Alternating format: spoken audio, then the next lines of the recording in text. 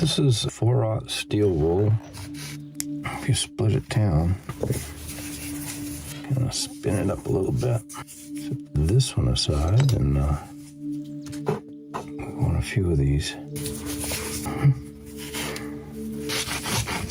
It's a great little trick for getting into tight spaces. Sometimes we'll take and twist them up into a little string. I only need 2 strands for that.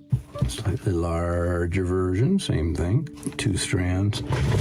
Those are great for making a round polishing cord, but for a flat one, I thought braiding might be the better way. I had ideas of doing a 9-part flat braid, but I think I'll just do 4 and call it good. So I got 4 strands here. I'm gonna stick them in my little vise.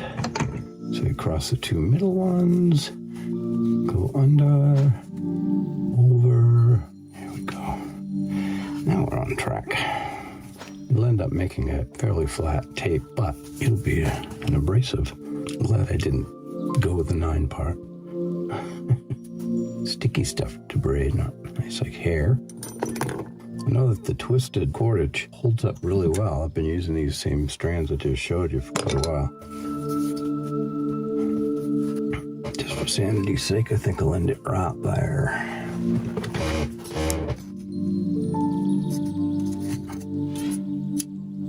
So, I've got this little carving that I've been working on. It's a Netsuke.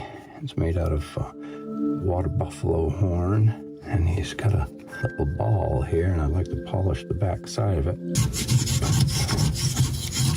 Seems to be working quite well. Nice to have the end in the vise or secured somehow.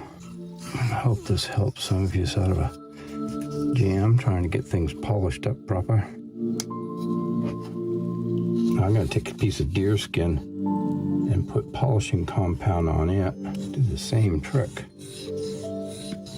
And it'll shine up like a glass. That cleaned it up real nice inside there. It worked. Okay. Happy carving.